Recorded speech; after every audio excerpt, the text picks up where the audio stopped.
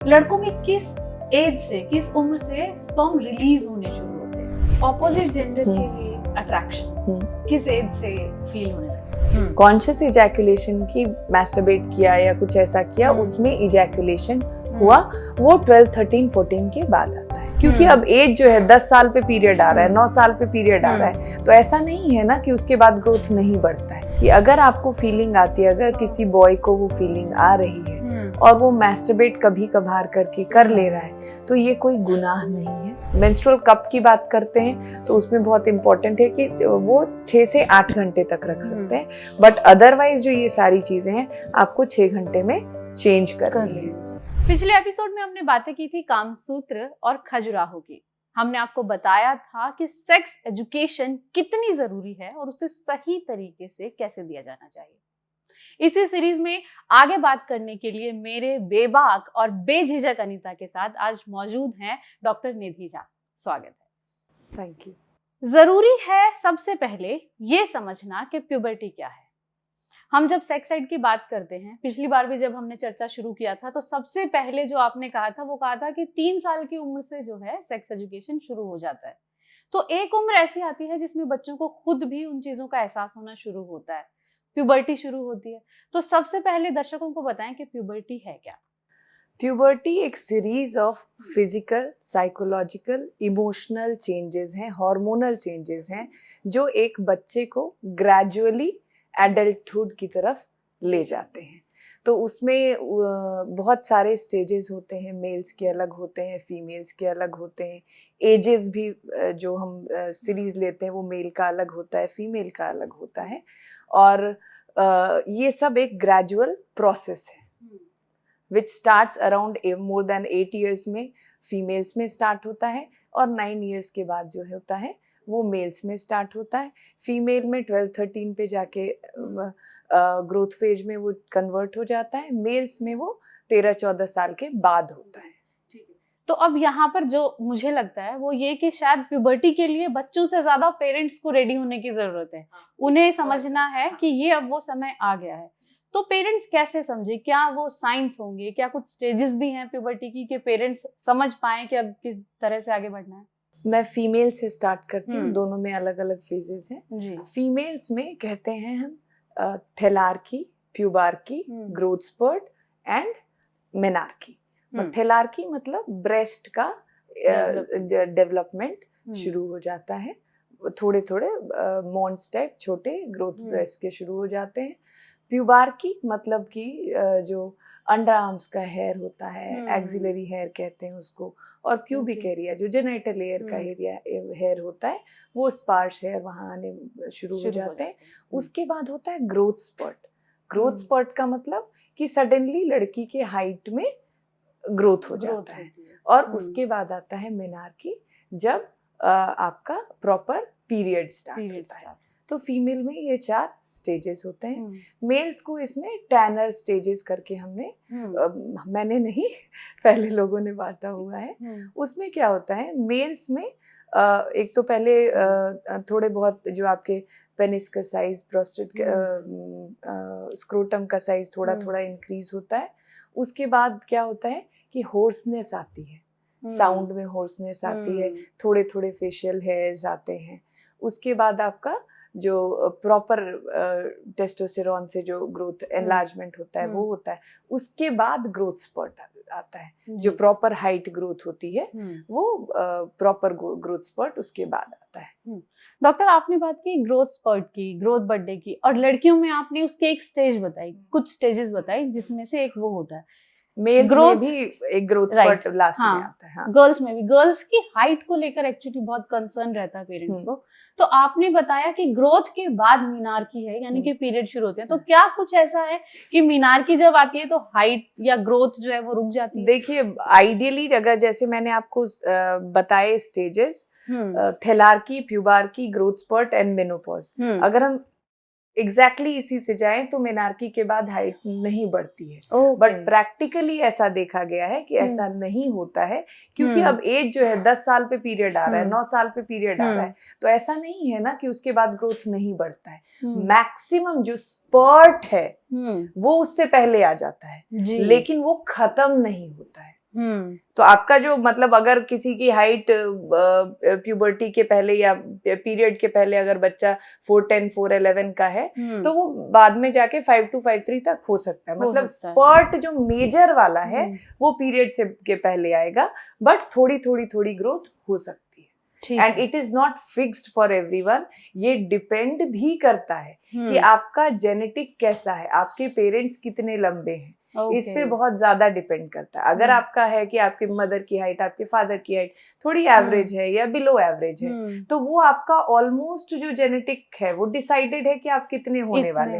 अगर वो आपका और मान लीजिए आपकी मेनार्की जो है वो 10 साल के बदले 11 साल पे हुई और आपने most of it has already been covered, तो हो सकता है कि आपको बाद में कम बढ़े। तो ये बहुत सारी चीजों पे डिपेंड करता है, बट यस ये कंप्लीटली ऐसा नहीं होता है कि बंद हो जाता है पीरियड के। तो क्या कुछ ऐसे टिप्स भी हो सकते हैं या उपाय हो सकते हैं कि मेनार्की से पहले जिनको अगर आप इस्तेमाल करें या अपनाएं तो बच्चे की ग्रोथ को बढ़ने में, ज्यादा बढ़ने में मदद करें? जो यस बहुत ही इम्पोर्टेंट है, जो जहां सबसे पहले हेल्दी लाइफस्टाइल। मेनार्की का बीएमआई से बहुत बड़ा रिलेशन है, जो आपका क्या कहते हैं बॉडी मास इंडेक्स।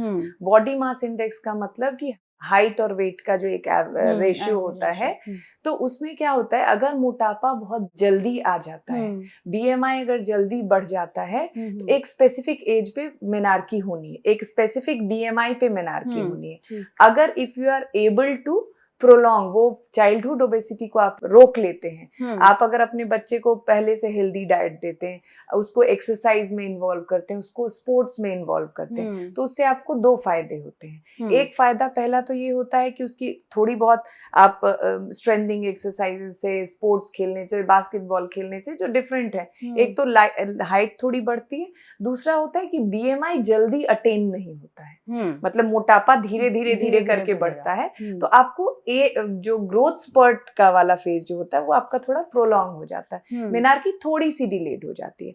अब ये सुन के लोग ऐसा ना करें कि बच्चे को खाना ही देना बंद कर दें, और आपको खाना देना है क्योंकि वही खाना, वही न्यूट्रिशन उसको लंबा भी करेगा, वही प्रोटीन और विटामिन और जो मिनरल्स हैं वो उसके ब्रेन के मैक्सिमम डेवलपमेंट और इन सब चीजों का भी रोल वहां आता है।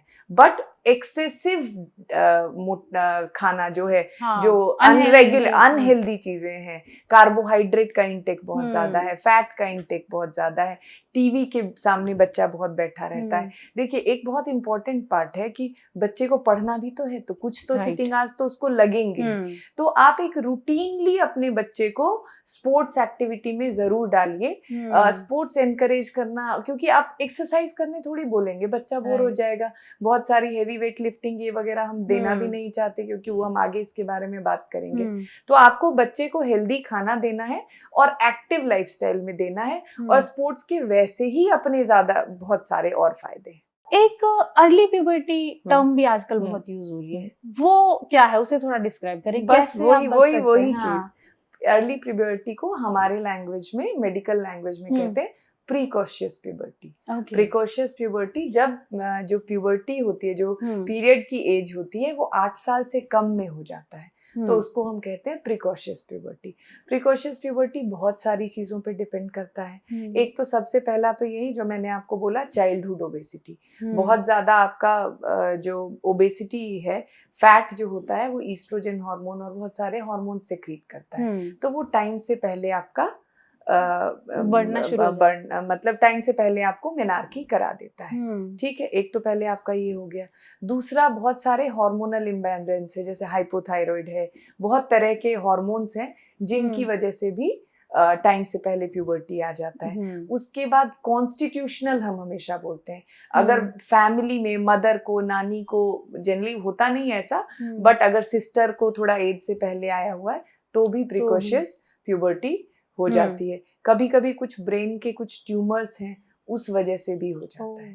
तो अल्टीमेटली हर बार हार्मोन ही रिस्पॉन्सिबल है, बट अलग अलग तरीके से रिस्पॉन्सिबल है। तो पहला साइड इफेक्ट तो मैंने आपको यही बता दिया कि मैंने नहीं बताया, जो आपने मुझे बताया कि हाइट घटने मतलब हाइट बढ़ने का स्कोप काफी कम हो जाता है। बच्चा मैच्योर नहीं होता है। 8 साल की बच्ची आप सोचिए, अभी वो खेलना चलना फिरना फ्रेंड्स बनाना सीख रही है, तब उसको कोई आइडिया नहीं होता है कि सोशली कैसे एक्सेप्टेबल है, ये कैसे करना है, कैसे पैड चेंज करना है, बहुत सारी चीजों। तो वो बर्डन बच्चे के लिए कम, मदर के लिए बहुत ज्यादा हो जाता है कि वो कैसे करना है।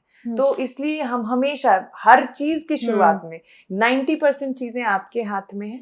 आप जब अपने बच्चे को बचपन से हेल्दी लाइफस्टाइल से प्रिवेंटिव हेल्थ जो है वो सबसे बड़ी चीज है हमारे यहाँ। हाँ, रिसेंटली मैंने किसी और एक्सपर्ट को भी किया था, तो उन्होंने मुझे कहा था कि बच्चों को जो है आप ओवरवेट मत रखिए, अंडरवेट रखेंगे तो ठीक चलेगा, वो ग्रोथ स्पर्ट में वो कवर कर लेगा। बच्चा जब खाएगा तो वो अपना भूख, देखिए भगवान ने सब बहुत सिंपल बनाया हुआ है, उसको उतनी भूख लगेगी। लोग कहते हैं आज ये बहुत कॉमन हो गया, आज खाना नहीं खाता है।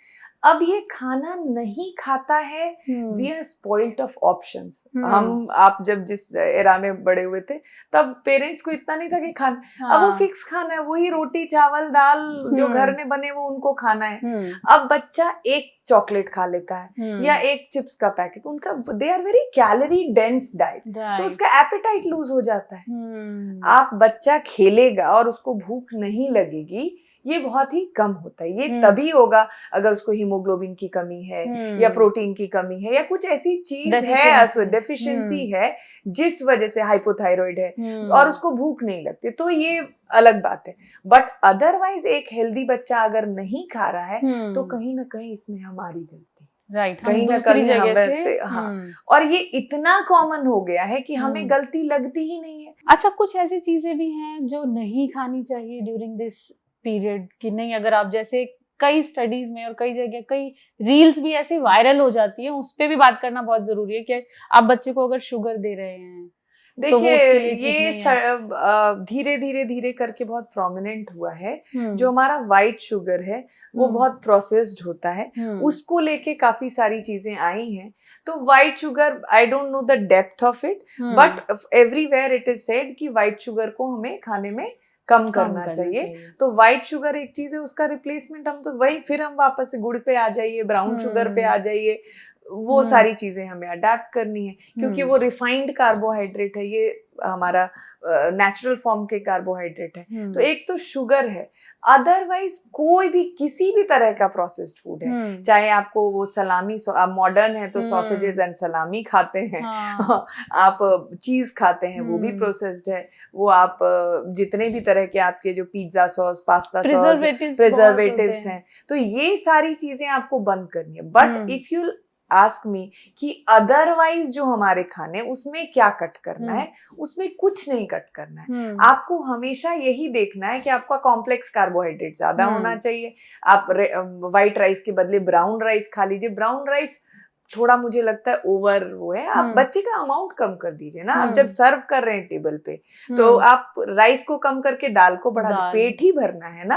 आप सब्जी सैलेड का अमाउंट बढ़ा दीजिए। आप जो नॉनवेज खाते हैं तो आप अंडा डाल दीजिए, आप नॉनवेज कम ऑयल में नॉनवेज बना के डाल दीजिए। तो कोई भी ये कहता है कि ये फ्रूट नहीं खाना है या ये वेजिटेबल नहीं खाना है या डेयरी बंद करना है, कुछ नहीं बंद करना है। मॉडरेशन में सब कुछ रिक्वायर्ड है। वो बच्चा ग्रो कर रहा है, हम आपकी तरह नहीं है कि हाइट आ गई है सब कुछ है, उसको हर चीज की जरूरत है। And every Indian food has some quality if it is preservative free. तो कुछ बंद नहीं करता। ये रील्स बहुत वायरल हो जाते हैं क्योंकि सुनने में बड़े सनसनीखेज होते हैं, ठीक है, तो उनको 1 मिनट में बहुत कुछ बोलना होता है, तो वो सनसनीखेज उसको थोड़ा बनाया भी जाता है।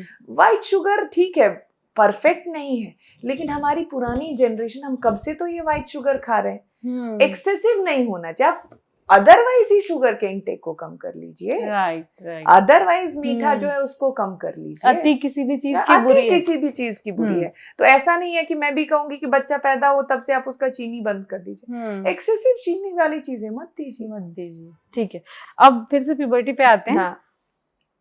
प्यूबर्टी के टाइम पे मूड स्विंग्स होना, बच्चे बहुत चिड़चिड़े हो जाते हैं। अभी पीरियड्स हुए नहीं है लेकिन उससे पहले भी शायद मूड स्विंग्स होते हैं, तो वही वो उस टाइम से कैसे डील देखिए आपको तैयार रहना है। आपको तैयार है, बच्चा इस फेज में जा रहा है, होता तो ये पहले भी था। अब क्यों है, एक्सपोजर बहुत ज्यादा है, आपको मेंटली पहले से तैयार रहना है। कोई बच्चा क्यों चिड़चिड़ा हो रहा है, सडनली बहुत बार देखते हैं ग्रेड्स नीचे आ गए, स्कूल में ग्रेड्स, अब तो सारे बच्चे होते हैं, स्कूल में ग्रेड्स नीचे आ गए, आपसे बात करना बंद कर देता है। ये सब हार्मोनल इश्यूज हैं, हर किसी में नहीं होते हैं।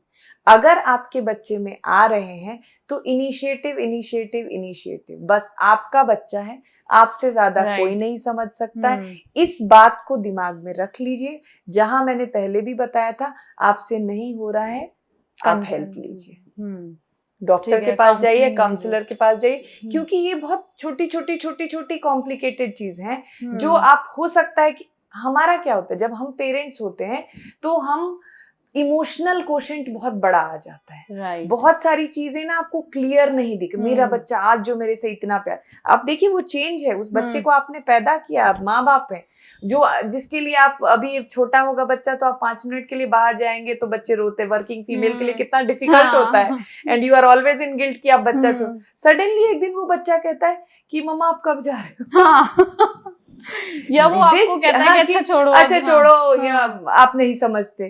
तो एक ये बहुत बड़ा डिजास्टर पेरेंट्स के लिए हो जाता है, ये वो हजम नहीं कर, ये वो डाइजेस्ट नहीं कर, एक्सेप्ट नहीं, तो चेंज उधर नहीं हो रहा है, चेंज इधर भी हो रहा है। तो ये जो इधर चेंज हो रहा है, तो आप उससे ओवरवेल्म, ये बच्चा इसके लिए मैंने ये किया वो किया वो किया, हमने भी अपने पेरेंट्स से सुना है, शायद हम भी कभी बोल देते हो, या नहीं अभी वो स्टेज नहीं आया है तो आगे।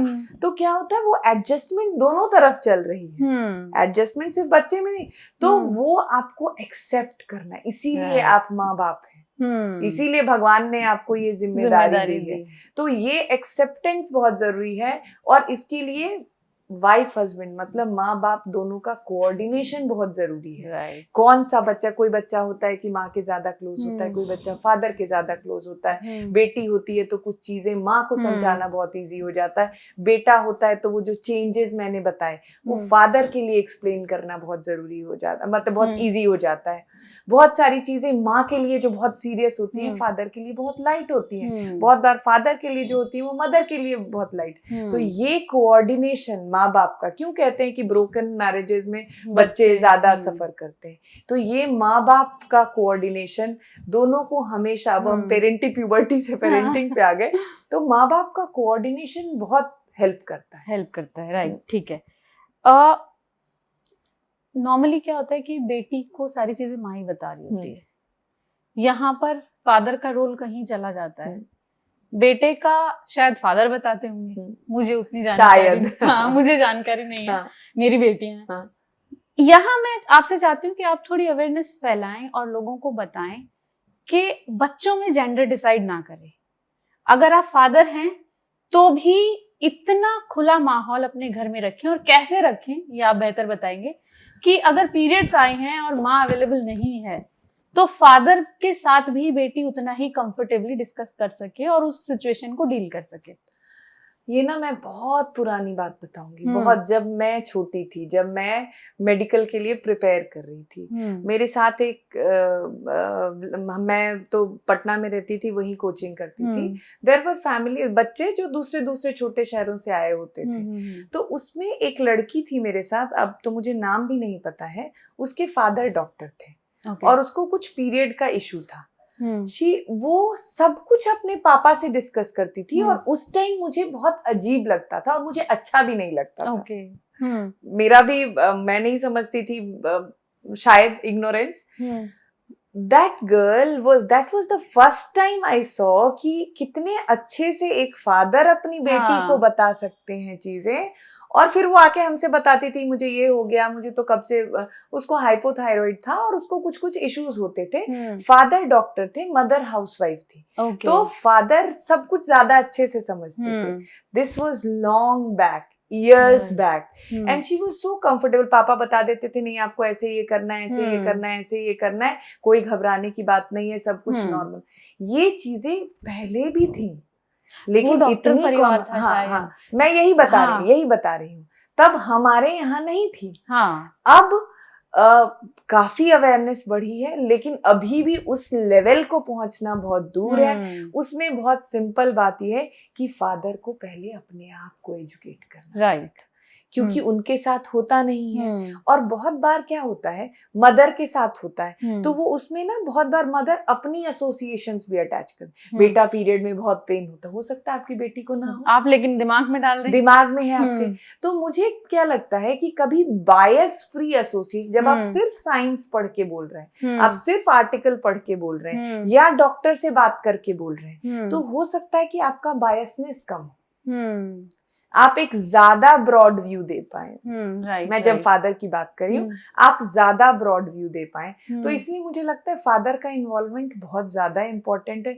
बहुत सारी जगह है जहाँ पैड लाने भी फादर जाते हैं। मुझे इसमें एक जो आपने हमारे पिछले इंटरव्यू में एक बात कही थी कि घर में बात होनी चाहिए, वो मुझे लगता है कि आपके बच्चे के पीरियड्स आए हैं या अगर आपको बेटा है और अभी वो प्यूबर्टी में एंटर करने वाला है, तो पर्सनली मुझे लगता है कि आपको घर पे उसके सामने हस्बैंड वाइफ को डिस्कस करना चाहिए, ताकि जब वो उन चीजों को फेस करे तो उसे लगे कि ये तो नॉर्मल चीज ही है, मैं भी अभी इस डिस्कशन का पार्ट बन सकता हूँ।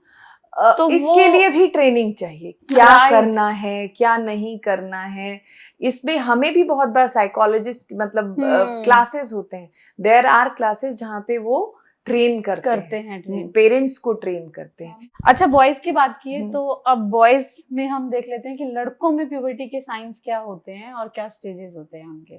स्टेजेस वही जैसे मैंने बताया, सबसे पहले क्या होता है कि उनके इमोशनल चेंजेस होते हैं, फेशियल चेंजेस होते हैं, आपके टेस्टिकल्स और पेनिस का साइज बढ़ता है, फिर आपका आवाज में होशनेस आती है, फिर आपका ग्रोथ स्पर्ट आता है और फिर वो ग्रोथ स्पर्ट कंटिन्यूड रहता है। ठीक, एक बहुत सारे सवाल हैं बच्चियों को लेकर, उनकी प्यूबर्टी को लेकर काफी जानकारी है।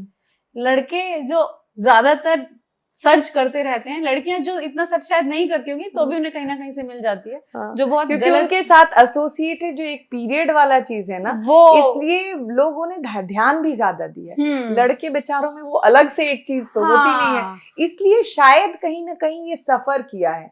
राइट, हम कुछ ज्यादा फीमेल एम्पावर्ड हो गए। ये तो मुझे फील होता है। बहुत सारे ऐसे सवाल हैं जिनके लिए मैंने भी जब गूगल पर देखा या क्वेश्चंस पूछे लोगों से, तो ऐसे बहुत से क्वेश्चंस निकल कर आए जो शायद आपको लगेगा कि अरे बहुत ही कॉमन है, लेकिन लोगों को नहीं पता है। एक जैसे था कि लड़के किस एज में पूरी तरह से यौवन पर आते हैं, मतलब प्यूबर्टी हिट कर लेते हैं पूरी तरह से। 14 इयर्स एंड अबव जो है वो ऑलमोस्ट उनकी मैच्योरिटी, देखिए थोड़ा जो भी हम बात करते हैं तो एवरेज एज की बात करते हैं। किसी की थोड़ी पहले हो सकती है, 1 साल पहले हो सकती है, किसी की 1 साल बाद हो सकती है, बट 14 इयर्स एक ऐसा माना गया है कि 14 ईयर तक वो सब कुछ अचीव कर लेते हैं। मेनली जो वो ग्रोथ वाला उनका पार्ट है वो आगे भी चलता रहता है। अच्छा, आपने कहा था कि फिजिकली बहुत चेंजेस आते हैं, है ना, चेहरे पे दाढ़ी। लड़कों का बड़ा सवाल होता है जब वो थोड़े से बड़े हो जाते हैं, मेरी मूंछें कब आएंगी, तो कि मसल ग्रोथ भी इस टाइम पे बढ़ती है। अब यहाँ ये सवाल उठता है कि बॉयज को तो बहुत होता है कि अब, क्योंकि मुझे मेरा भाई याद है वो 10th क्लास में कहने लग गया था अब मैं जिम जाऊंगा, मुझे बॉडी बनानी है। हाँ, तो राइट एज क्या है? अगर उन्होंने प्यूबर्टी हिट करी है और थोड़ा मसल उनकी गेन होने लगी है, तो क्या उनको जिम भी हिट करना चाहिए? देखिए, 2 तरह की चीजें होती है, एक स्ट्रेंथ ट्रेनिंग होती है, एक वेट ट्रेनिंग है।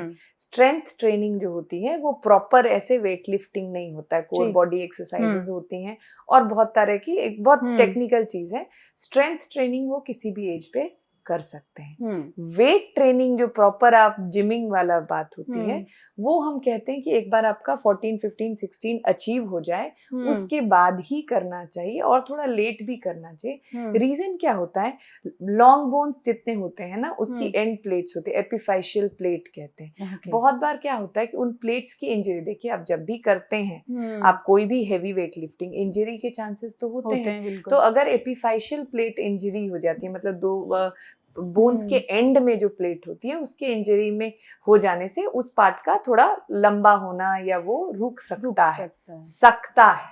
तो ऐसा कोई एब्सोल्यूट कॉन्ट्राइंडिकेशन भी नहीं है, बट आइडियली आप थोड़ा डेफर ही है कर लें।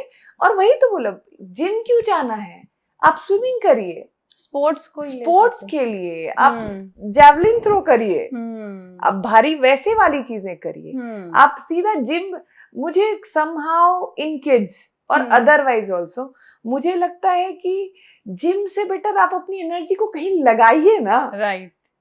जिम में मैं I am not against gym, मुझे भी करना पड़ा है, मैं भी करती हूँ, एक पार्ट है जहाँ पे सबसे ज्यादा एनर्जी कंज्यूम होती है और आप कुछ कर पाते हैं। बट जिनके पास ऑप्शन है और वो बच्चे हैं, इतने तरह के स्पोर्ट्स हैं जिससे को करके वो टेनिस खेलें, इतनी ताकत लगती है, इतना स्ट्रेंथ आता है। तो वो bulk banana should not be the, अगर आप कोई स्पेशलिटी स्पोर्ट्स की तरह जा रहे हैं, आप कुश्ती की तरफ जा रहे हैं या आप बॉक्सिंग की तरफ जा रहे हैं, तो वो अलग है। हो सकता है मैं गलत हूं, मुझे बहुत डेप्थ नहीं पता है, but the thing is invest in something. Gym एक लेवल के बाद बोरिंग हो जाता है और वो मैच्योर, वो थोड़ा वेट कर सकते। जिंदगी भर तो एक बार हाइट रुक गई, उसके बाद तो जिंदगी भर यही करना है। So invest your energy. इसमें पेरेंट्स का रोल आता है, बच्चे बेचारे क्या करेंगे। पेरेंट्स को बच्चों को ऐसे स्पोर्ट्स में जो बाद में फ्यूचर भी बन सके। स्पोर्ट्स बहुत ज्यादा एंडोर्फिन रिलीज करता है, बहुत सारे अच्छे गुड हार्मोन्स रिलीज करता है, तो उस वजह से ना आपके बच्चे को ग्रोथ भी होता है, डिस्ट्रैक्शन नहीं होता। आपका बच्चा स्क्रीन के सामने नहीं बैठता, आपका बच्चा बैठ के रील्स नहीं देखता है। आपका बच्चा डांस करता है तो उसको उसके दिमाग में डांस चलता है। अगर कोई आपकी बेटी है कथक कर रही है, ये कर रही है, वो कर रही है, आपका बेटा कोई और डांस कर रहा है, तो उनके दिमाग में it is, these are constructive things. Gym, no offences, मैं किसी स्पेसिफिक के लिए नहीं बोल रही, मैं ये बोल रही हूँ बहुत अच्छी है, बट बच्चों में हमेशा मैं जो प्रमोट करना चाहती हूँ दैट इज स्पोर्ट्स। क्योंकि हम लड़कों की बात कर रहे हैं, तो यहाँ पर एक एजैकुलेशन जो है यंग एज में, प्यूबर्टी के टाइम में, एक ऐसा मुद्दा हो जाता है जिस पर कोई बात ही नहीं कर रहा होता है। अरे ठीक है, नॉर्मल है, होता है, वो किसी से पूछ भी नहीं सकते हैं वो किस एज में शुरू हो रहा है, उसको रिएक्ट कैसे करना है, उसे हैंडल कैसे करना है। बॉयज को नॉर्मली पता नहीं होता, तो किस एज से वो स्टार्ट होता है, बॉयज उसे किस तरह से ले सकते हैं कि ओके ये नॉर्मल है और इसमें मुझे देखिए, एक होता है इजैकुलेशन, एक होता है कॉन्शियस इजैकुलेशन। जो आपने स्टेटमेंट बोली वो कॉन्शियस इजैकुलेशन के मतलब कि जब आपने पता है, पता है नहीं, जब वो करना चाहता है। ओके।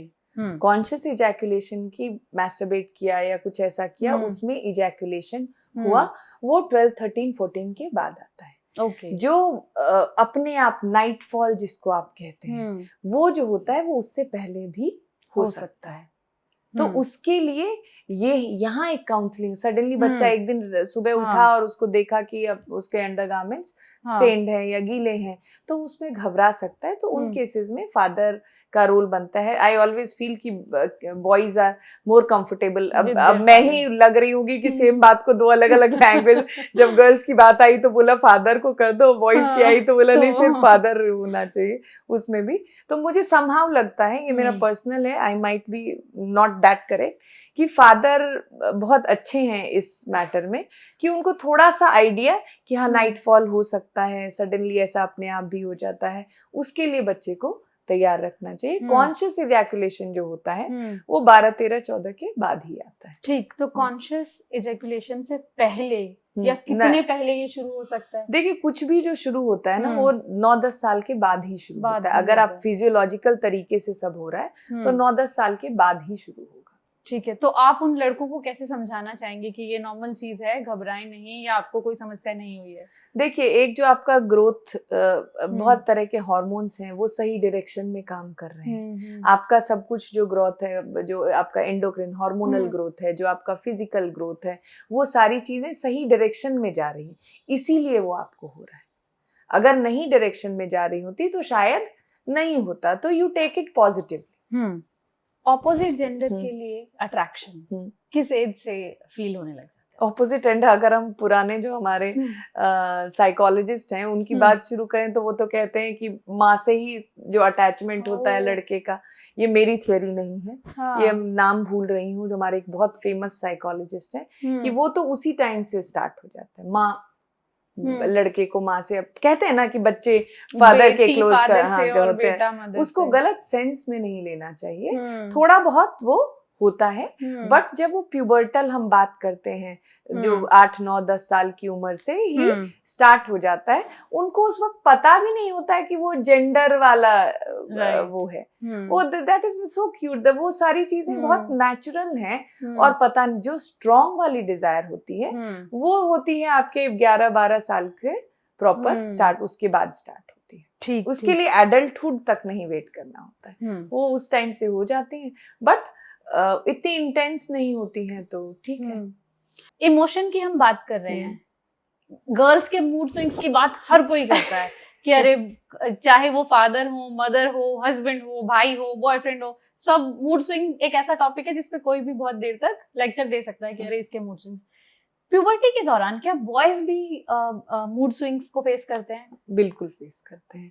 तो प्यूबर्टी के दौरान जो देखिए मेनली हॉर्मोन्स होते हैं, सिर्फ हार्मोन नहीं होता है, बच्चे में थोड़े थोड़े करके ग्रेजुअल चेंजेस आते हैं। दाढ़ी आने लगती है, अचानक से ये आपका जो यहाँ पे हाँ वो एडम्स एप्पल निकल आता है, अचानक से आवाज भारी हो जाती है, अचानक से डिफरेंट ऑर्गन्स ग्रो करने लगते हैं, फिर वो फीलिंग्स आने लगती हैं। तो ये एडजस्टमेंट लड़कों के लिए भी इजी नहीं होता है, बट उसको कभी वो तवज्जो नहीं दी गई क्योंकि उसको स्ट्रॉन्गर सेक्स माना जाता है। Right, male is a stronger sex, आपको रोना अलाउड, दर्द नहीं होता।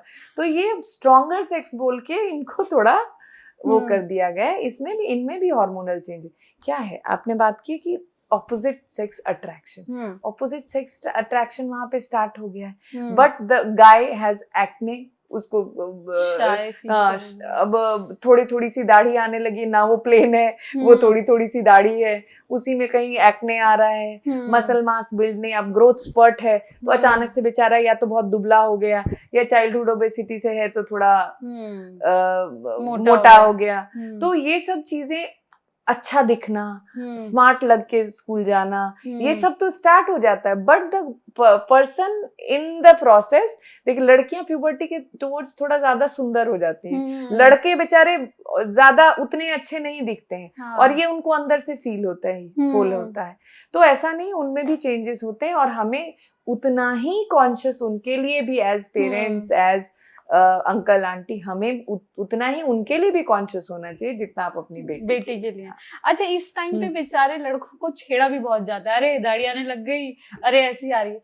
तो ये आपको क्या लगता है कि प्यूबर्टी के टाइम पर हमें उनको इमोशनल सपोर्ट देना चाहिए instead of body shaming? Schools are doing very good job.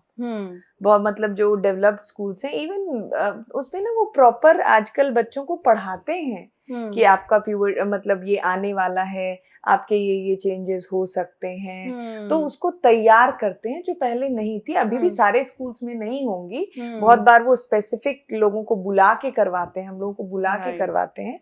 तो इसमें क्या होता है कि तैयार करने, हर चीज के, हर बैटल के लिए तैयार, आप एग्जाम के लिए तैयारी कराते हैं, लाइफ के हर स्टेज के लिए अपने बच्चे को ओवर नहीं करना है। उसमें भी कभी कभी हम क्यों कहते हैं कि प्रोफेशनल की मदद लो। प्रोफेशनल की मदद इसलिए हो जाती है, कभी कभी हम बह जाते हैं, हमें नहीं पता होता, क्योंकि हमने इतना ज्ञान डिस्कस किया। अब वो पेरेंट जो हमें सुन रहे हैं, बहुत बार उनको लगता है यार इतनी सारी चीजें करते कहीं हमसे मिस ना हो जाए, हम सब एक ही। तो वो करने के लिए जैसे हर चीज में थोड़ी ट्रेनिंग तो चाहिए, और ट्रेनिंग बहुत लंबी नहीं होती। पूरी जिंदगी में आधे घंटे की क्लास कर ली आपने, 1 घंटे की क्लास कर ली, इनफ है, हो जाता है। ठीक है, हमने बात की अर्ली प्यूबर्टी की भी, क्या बॉयज में भी अर्ली प्यूबर्टी? हाँ, प्रीकॉशियस प्यूबर्टी वो उसी तरह से ठीक है।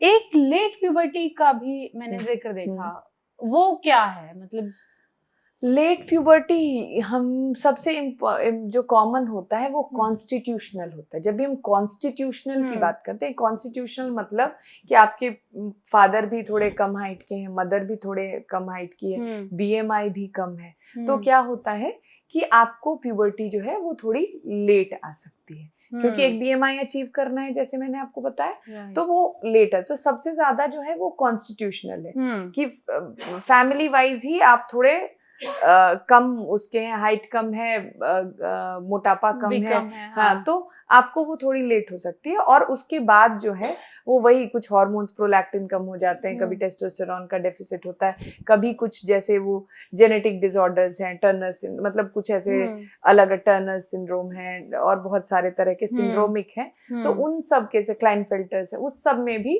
डिलेड प्यूबर्टी हो सकती है। तो ये किसी तरह से खतरनाक तो नहीं है कि आप अगर वो जेनेटिक वाले फैक्टर से, तो खतरनाक तो नहीं है, लेकिन आपको अपने डिजीज का प्रॉपर पता होना चाहिए। ये सब फिर डॉक्टर के उसमें अंडर में चला जाता है, एंडोक्रिनोलॉजिस्ट, गायनेकोलॉजिस्ट हमारे अंडर में चला आता है। ठीक है, फिर वो नेचुरल नॉर्मल नहीं रहेगा। डॉक्टर, हमने बात की एजेकुलेशन की कि प्यूबर्टी में किस उम्र से ये शुरू हो जाता है। अब एक सवाल जो इसमें और उठकर आता है वो ये कि लड़कों में किस एज से, किस उम्र से स्पर्म रिलीज होने शुरू होते हैं? स्पर्म प्रॉपर जो स्पर्म फॉर्मेशन जो होता है वो 13, जो प्रॉपर जो सीमेन एनालिसिस का आप की बात करेंगे कि इसमें इतना स्पर्म और इतना सीमेन और वो जो परफेक्ट है, वो 14-15 के बाद ही प्रॉपर वाला जो रेशियो आता है वो उसके बाद ही स्टार्ट हो जाता है। ठीक। और हमने शुरू में ही बात की थी कि एक हुआ जो आपने कॉन्शियस एजेकुलेशन हुआ, यानी कि मास्टरबेट किया आपने। तो बॉयज ये उस एज में बहुत होता है क्योंकि आपको चीजें ही नहीं पता है। कुछ लोग डिस्कस करते हैं, कुछ डिस्कस भी नहीं करते और वो उस प्रोसेस में चले जाते हैं। तो कई बार वो गिल्ट लेकर आता है, या ये कहते हैं कि अरे बहुत कमजोर हो जाओगे। वो गिल्ट से किस तरह से आप डील करें? क्या यहाँ पे भी फिर से मैं पूछूंगी कि यहाँ पे भी कुछ पेरेंट्स का या आपके आसपास के लोगों का कोई रोल आता है कि आप मेंटली उस चीज के लिए भी प्रिपेयर करें कि this is okay?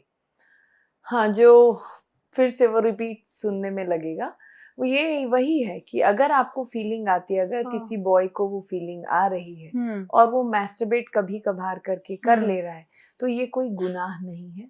It should not be excessive to hamper your lifestyle, hamper your studies और ऑब्सीन ना हो, ठीक है। 2-3 इसके साथ जो एसोसिएशन है, जो आपकी मूवी भी आई थी अभी सेक्स एजुकेशन के ऊपर, जिसमें दिखाया गया कि आप ज्यादा ये जो और बहुत सारे की दुकानें हैं जो बहुत सारे एडवर्टीजमेंट करती हैं, तो उसमें बहुत बार बोल कि आप ज्यादा मैस्टरबेट करोगे तो आपका साइज जो है वो बड़ा हो जाएगा। तो उस वजह से भी मूवी में जैसा दिखाया था, और ऐसा होता है कि बहुत बच्चे और कंपेयर कि तुम्हारा तो उतना बड़ा नहीं है मेरा, जो which is not a very good discussion to happen. But जब सोर्स गलत होता है तो ये सारी चीजें, आपका इंफॉर्मेशन का सोर्स साइंटिफिक नहीं है और सही जगह से नहीं आया है, तो आपके आसपास जो गलत लोग हैं वो उसके बेसिस पे आपने अपना बिल्डअप कर लिया।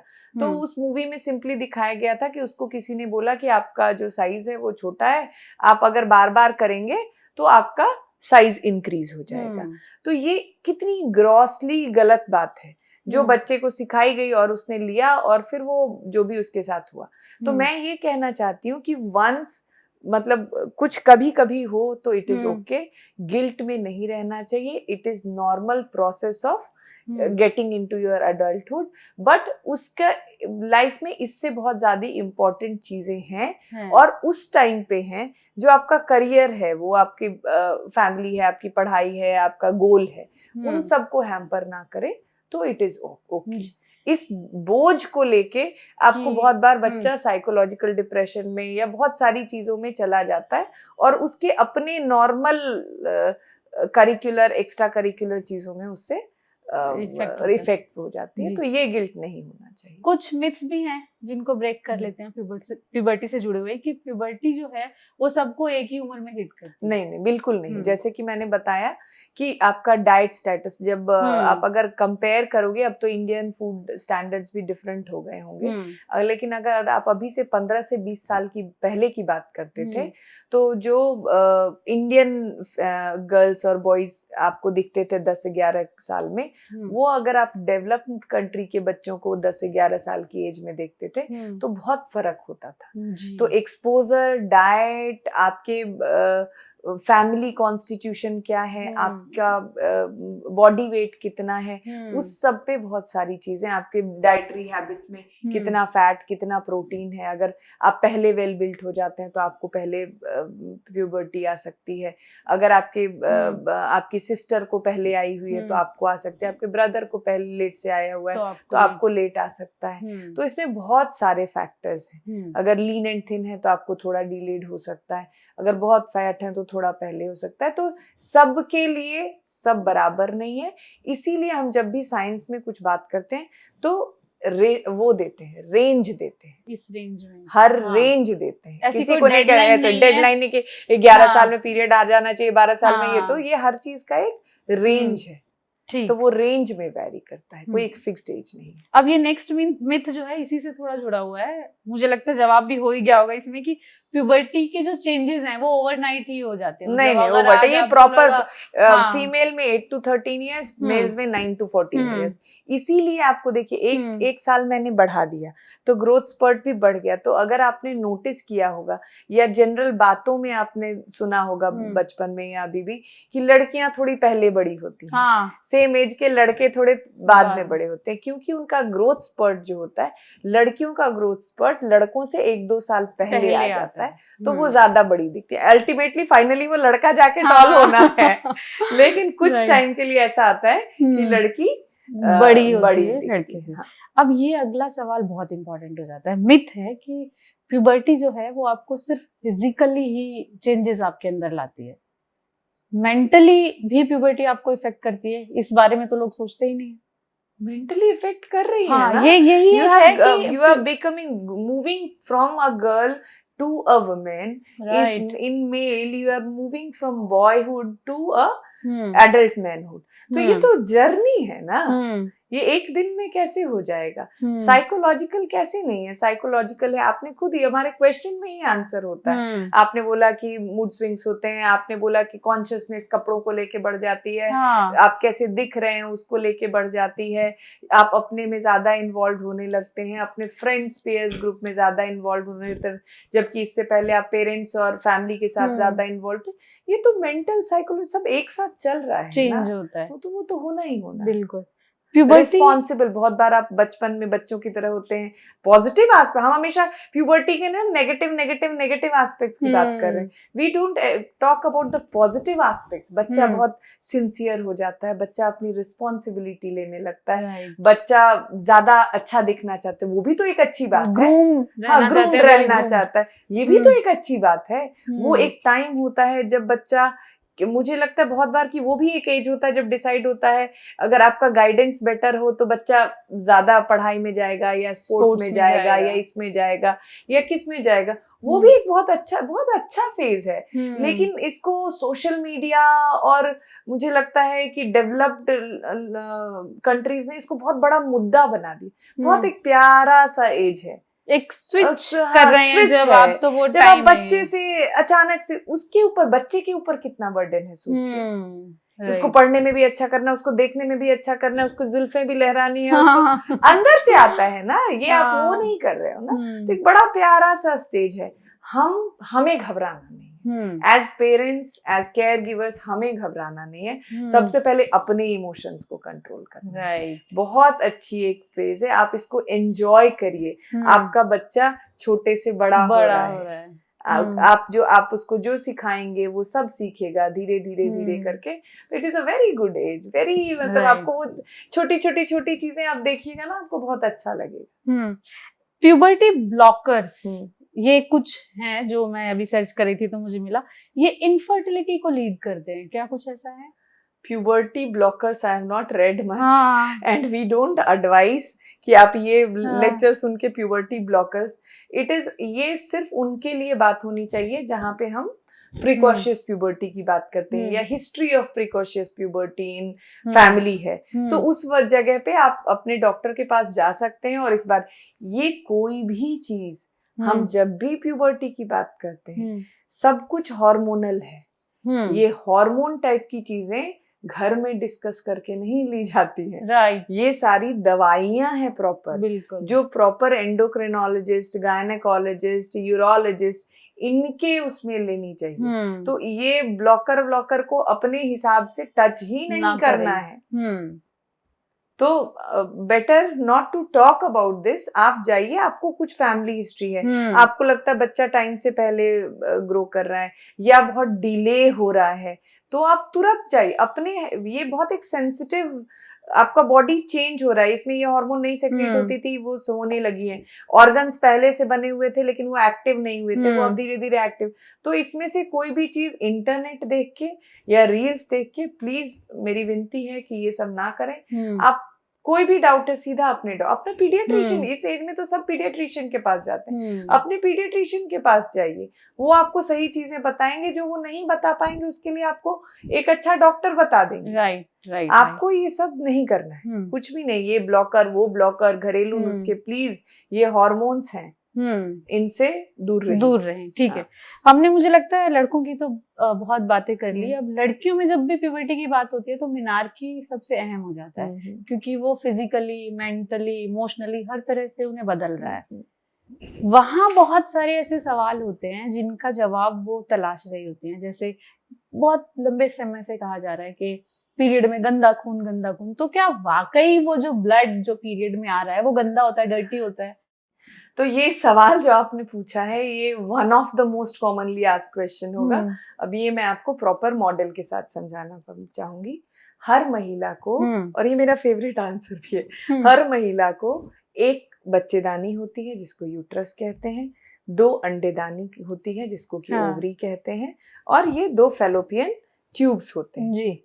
2 फैलोपियन ट्यूब्स होते हैं जो लगभग ओवरी को बच्चेदानी से जोड़ते हैं। अब क्या होता है कि हर महीने ये ओवरी में से एक अंडा बड़ा होता है। वो अंडा जो होता है वो कुछ हार्मोन्स रिलीज करता है और धीरे धीरे बड़ा होता जाता है, और एक टाइम पे वो अपने जो फॉलिकल है उससे बाहर निकल जाता है, जिस प्रोसेस को ओव्यूलेशन कहते हैं। क्या होता है, जैसे जैसे वो अंडा बड़ा होता है तो वो ईस्ट्रोजन करके हार्मोन सेक्रेट करता है। जब वो ओव्यूलेशन हो जाता है तो दूसरा हार्मोन वहां पे और आता है, that is called progesterone. Oestrogen का काम है, ये बच्चेदानी के अंदर एक लाइनिंग होती है जिसको एंडोमेट्रियम कहते हैं। ये परत जैसे कि सांप का कवर केचुल कहते थे, हाँ, तो वो निकलता था, वैसे ही तरीके की एक प्रोसेस होता है। ईस्ट्रोजन से बच्चेदानी की परत जो हुई वो मोटी हुई। ओव्यूलेशन के बाद प्रोजेस्टेरॉन आया, वो प्रोजेस्टेरॉन ने मैच्योर किया, इसमें ब्लड फ्लो वगैरह उसका बढ़ाया, और लगभग ओव्यूलेशन के 10 दिन बाद जो होता है वो हार्मोन्स जो होते हैं ईस्ट्रोजन और प्रोजेस्टेरॉन दोनों फॉल कर जाते हैं, मतलब कि घट जाते हैं, जिससे ये बच्चेदानी की परत जिसको कि एंडोमेट्रियम कहते हैं उसका सपोर्ट हट जाता है। तो वो एंडोमेट्रियम जो है वो धीरे धीरे स्लफ आउट करके बाहर निकलती है, जिसके साथ खून भी निकलता है। उस प्रोसेस को कहते हैं मेंस्ट्रुएशन। तो ये गंदा खून नहीं है, आपकी बच्चेदानी की परत है जो हर महीने पीरियड के रूप में निकल रही है। फिर ये आपको नया स्पेस देती है कि अगले मेंस्ट्रुअल साइकिल में फिर ये बच्चेदानी की परत नई बनेगी, और यही बच्चेदानी की परत अगर उसी साइकिल में ओव्यूलेशन हुआ, ओव्यूलेशन के साथ उस टाइम पे स्पर्म रहा आपके, मतलब आपने अपने पति के साथ रहे या पार्टनर के साथ रहे, यहाँ पे वजाइना में सेक्स के ड्यूरिंग इजैकुलेशन हुआ, स्पर्म यहाँ से आया यूट्रस से होते हुए फैलोपियन ट्यूब की तरफ यहाँ गया, यहाँ पे ऑलरेडी ओव्यूलेशन के बाद एक एग बड़ा हुआ है, वो कंबाइन करता है, एग और स्पर्म फर्टिलाइज होता है, वो फर्टिलाइज होके बच्चेदानी में जाके यहाँ पे बच्चा बनेगा, एम्ब्रियो बनेगा। अगर ये एंडोमेट्रियम नहीं रहेगा तो वो आपका एम्ब्रियो वहां जाके नहीं चिपकेगा। तो आप ऐसे समझिए वो एक बहुत पावन चीज है, वो चीज है आपके बच्चेदानी के अंदर, वो बिस्तर है जिसपे आपका फ्यूचर में आपका बच्चा आके बैठेगा जी, एम्ब्रियो वहां आके चिपकेगा। तो ये एक बहुत पवित्र चीज है, ये सोर्स ऑफ क्या कहते हैं मैटरनिटी है। तो आप उसको गंदा खून बोल ही नहीं सकते। तो ये बच्चेदानी की परत है जो हर महीने निकलती है, उसी बच्चेदानी की परत पे आपका एम्ब्रियो आके चिपकता है और वहीं ग्रो करता है। डॉक्टर, हम पीरियड्स की बात कर रहे हैं, तो बच्चियां जिनके पीरियड शुरू होते हैं, इंट्रोड्यूस हम उन्हें पैड से ही कराते हैं, तो पैड या पैड के अलावा भी ऐसे कौन से ऑप्शंस हैं जो कि इस्तेमाल किए जा सकते हैं? देखिए, पैड तो हमारा ट्रेडिशनल, पैड से पहले कपड़ा इस्तेमाल होता था, अभी भी लोग कपड़ा इस्तेमाल कर रहे हैं, बहुत जगह कर रहे हैं। और अगर सही तरीके से करें, बहुत फिक्स तरीके हैं, उतना लोग मैनेज नहीं कर पाते, इसीलिए पैड ज्यादा पॉपुलर हो गया, ज्यादा हाइजीनिक है। लेकिन पैड के साथ भी कुछ कुछ समस्याएं थी। एक समस्या तो सबसे बड़ी कि आप स्पोर्ट्स एक्टिविटी में, खास करके स्विमिंग आपका वो 3 दिन 4 दिन 5 दिन जो है वो ऑक्यूपाइड हो जाता था। तो उसके लिए जो प्रोडक्ट्स अवेलेबल हैं वो है मेंस्ट्रुअल कप, टैम्पून। ये दोनों जो है ये वजाइना के अंदर इंसर्ट होते हैं। ये जो आपका यहाँ है ये अंदर चले जाते हैं, तो ये वेट नहीं होते हैं। तो आपके जितने भी एक्टिविटीज हैं, स्पोर्ट्स एक्टिविटी, पैड लगा के स्पोर्ट्स एक्टिविटीज तो हो जाती हैं, बट पानी वाली चीजें नहीं होती हैं। तो वहां पे आपको टैम्पून और ये मेंस्ट्रुअल कप, ये जो बहुत अच्छा ऑप्शन है। अदरवाइज अगर आप बोलें तो इसके अलावा ऑप्शन है जो आपको आजकल पीरियड पैंटीज भी बहुत ज्यादा हो गई हैं। फिर उसके बाद अलग अलग टाइप के पैड्स के भी ऑप्शन हो गए, जो मोस्टली जो पुराने वाले हैं पैराबेन कोटेड रहते हैं। कॉटन पैड्स के ऑप्शन आ गए हैं कि जहाँ पे सब कुछ नॉर्मल है। हाँ, रीयूजेबल पैंटीज आ गई हैं। अब अगर हम एनवायरमेंटल फ्रेंडली की बात करें तो हर बार पैड को बनाने में जितनी चीजें होती हैं वो सारा बहुत ज्यादा कूड़ा भी इकट्ठा होता है, जो अर्थ के लिए बहुत अच्छा नहीं है। लेकिन जब हम टैम्पून और उसमें 2-3 चीजें बताना चाहूंगी। ये जो टैम्पून या मेंस्ट्रुअल कप है, ये आप कभी भी इन्फेक्शंस के, अगर आपके डॉक्टर आपको बताते हैं कि इन्फेक्शन है तो ये इन्वेजिव है, ये वजाइना के अंदर जाते हैं, तो मेरा मानना है ये कि उस टाइम पे आपके लिए पैड जो है वो बेटर ऑप्शन है। उस टाइम पे आप, क्योंकि ये अंदर जाते हैं तो इन्फेक्शन इंट्रोड्यूस कर सकते हैं अंदर से। Normally they are very good, बहुत ही अच्छे हैं, बट उस टाइम पे इनको यूज ना करें। अगर टैम्पून की बात करें या कोई भी इवन विद पैड, एक्स्ट्रा एब्जॉर्बेबल्स जो हैं उन पे आप मत जाएं, क्योंकि जो टैम्पून है वो एक्स्ट्रा एब्जॉर्बेबल मतलब कि वो ज्यादा देर तक आपको अंदर रखना है। 6 घंटे से ज्यादा, चाहे वो आपका पैड हो या टैम्पून हो, चाहे वो स्टेन्ड हो, चाहे वो फुल्ली स्टेन्ड है, तब तो आपको करना ही है। जस्ट सोक्ड हो, स्पॉटेड हो, हर 6 घंटे में आपको अपना जो है पैड और टैम्पून को चेंज करना है, क्योंकि collected blood is a source of infection. और वो जो भी आपका रहता है आपके वजाइना में रहता है, इससे ये आपका एक्सटर्नल जेनिटेलिया कहते हैं हम इसको। इसके ऊपर जो है वो सब अंदरूनी ऑर्गन्स हैं, एक खुला हुआ रास्ता है जो आपको इंटरनल तक इफेक्ट कर सकता है। तो हमेशा एक सबसे, जब मेंस्ट्रुअल कप की बात करते हैं तो उसमें बहुत इंपॉर्टेंट है कि वो 6 से 8 घंटे तक रख सकते हैं, बट अदरवाइज जो ये सारी चीजें हैं आपको 6 घंटे में चेंज कर लेनी चाहिए। ठीक है, चाहे वो स्टेन हो या ना हो। एक सवाल इसी से जुड़ा हुआ है कि टैम्पून्स या मेंस्ट्रुअल कप्स यूज करने से वर्जिनिटी लूज होती है? नहीं, ऐसा कुछ नहीं है। ये सवाल कहाँ से आया? ये सवाल आया, वर्जिनिटी लूज नहीं होती है, हाइमन होता है। जो ये आपको मैंने बताया, ये आपका वजाइना है। वजाइना जहाँ से स्टार्ट होता है वहीं पे एक पतली सी रिंग होती है जिसको कहते हैं हाइमन। वो मस्कुलर होती है, नॉट वेरी स्ट्रॉन्ग, एक रिंग होती है। ये एक बहुत फ्लेक्सिबल ऑर्गन है, मतलब पार्ट है। धीरे धीरे वो कहते हैं कि वर्जिनिटी में जो बहुत बार ये टूट जाए, जब आप इंटरकोर्स करते हैं पहली बार तो बहुत बार ये फट जाता है, जिससे थोड़ी बहुत स्पॉटिंग ब्लीडिंग हो सकती है। ठीक है, ये इसी डर से बनाया गया, बोला गया है कि अगर आप टैम्पून यहाँ पे, क्योंकि मैंने क्या बोला, इन्वेजिव है, टैम्पून आप इंसर्ट करते हैं तो वो फट सकता है, फिर आपको बाद में लगेगा कि आप वर्जिन नहीं है या ऐसा कुछ, या मेंस्ट्रुअल कप डालें तो वो फट सकता है। लेकिन ऐसा नहीं है, हर केस में वो नहीं फटता है, क्योंकि ये बहुत फ्लेक्सिबल स्ट्रक्चर है, तो हर केस में वो नहीं फटता है, तो इसलिए आपको उससे डरना नहीं चाहिए। दूसरी बात ये है कि आपको हाइमन के फटने के और भी बहुत सारे रीजन हैं, तो इसलिए आप इस बात को बहुत ज्यादा, अगर आप कंफर्टेबल हैं, अगर आप यूज कर रहे हैं या हम्म। करना चाहते हैं और कोई ऐसा बहुत पेनफुल नहीं है और सिंपली आप इंसर्ट कर पा रहे हैं, तो ऐसा कुछ नहीं है कि आपकी वर्जिनिटी लूज हो जाती है या हाइमन ब्रेक कर जाता है। लोगों का कंसर्न, ये क्वेश्चन वहां से आया कि हाइमन ब्रेक कर जाता है। नहीं, जरूरी नहीं है कि सब में हाँ, क्योंकि मिथ्स में से ही एक ये था। मुझे लगता है प्यूबर्टी को लेकर काफी सवाल हम अभी तक कवर कर चुके हैं।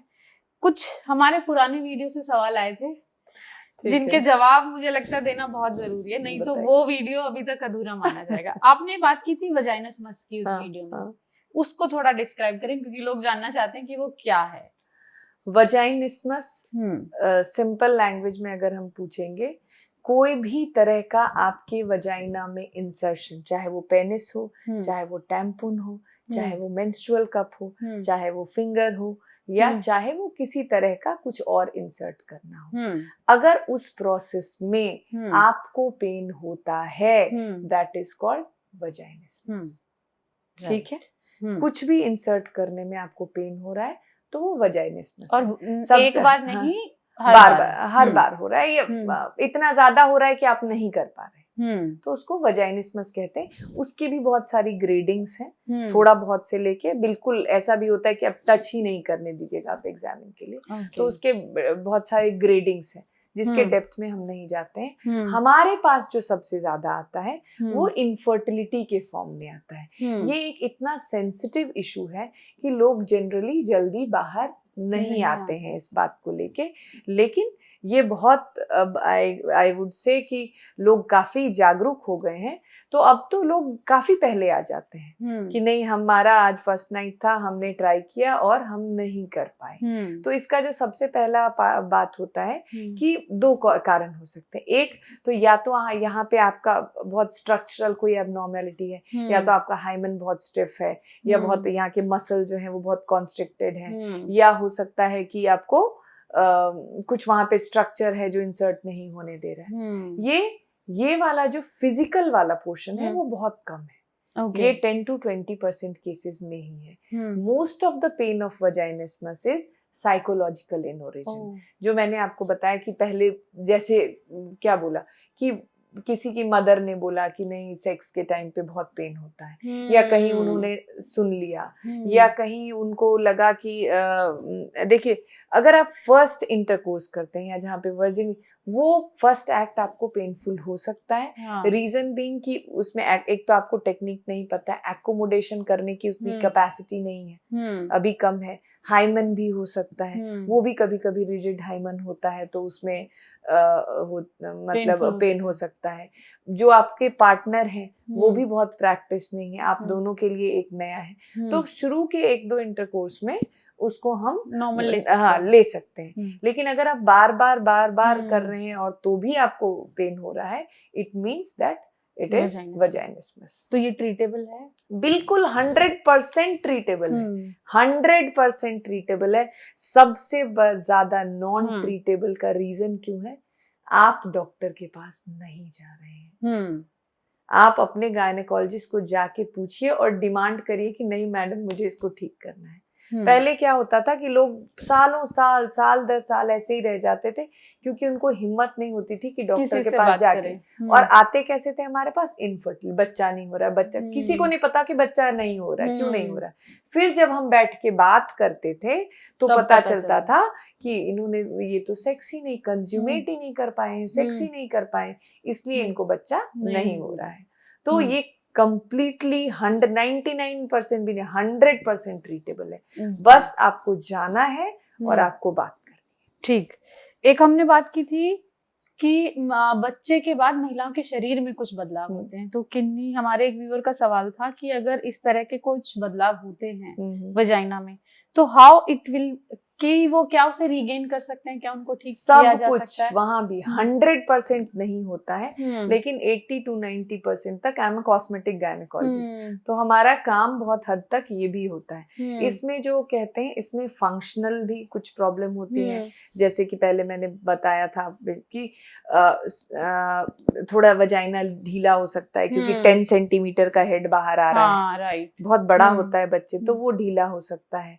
कुछ आपको पेशाब की लीकेज जैसी प्रॉब्लम भी हो सकती है। बहुत बार ये वाला एरिया जो एब्डोमिनल एरिया होता है वो बहुत फ्लैसिड हो जाता है, ठीक है, क्योंकि एक्कोमोडेट आपने 9 महीने तक इतनी बड़ी चीज, हाँ। 3-3.5 किलो का बच्चा आपने वहां पे रखा था, स्ट्रेच मार्क्स होते हैं, बहुत सारे छोटे छोटे छोटे कंसर्न्स होते हैं, लॉस ऑफ लिबिडो बहुत बार कहते हैं, बहुत बार वजाइनल इन्फेक्शंस बार बार होने लगते हैं, बहुत बार क्या होता है जो एपिसियोटमी हम कट करने का वो देते हैं उसमें कभी कोई इन्फेक्शन हो जाता है। तो बहुत सारी चीजें हैं और सब कुछ ट्रीटेबल है। बस आप बहुत बार आप डॉक्टर, आप एक गायनेकोलॉजिस्ट जिनका स्पेसिफिक वो सब्जेक्ट है आप उनसे मिलिए। बहुत बार आप नॉर्मल किसी के पास चले गए, आपको पता नहीं चल रहा है, गायनेकोलॉजिस्ट वर्ड है वो इसी के लिए जच्चा बच्चा डिपार्टमेंट है, ऑब्स्टेट्रिशियन एंड गायनेकोलॉजिस्ट आपको वहां पे इसमें कीगल एक्सरसाइज का भी बहुत कुछ इम्पोर्टेंट है। क्या होता है कि मसल सारे टॉर्न हो जाते हैं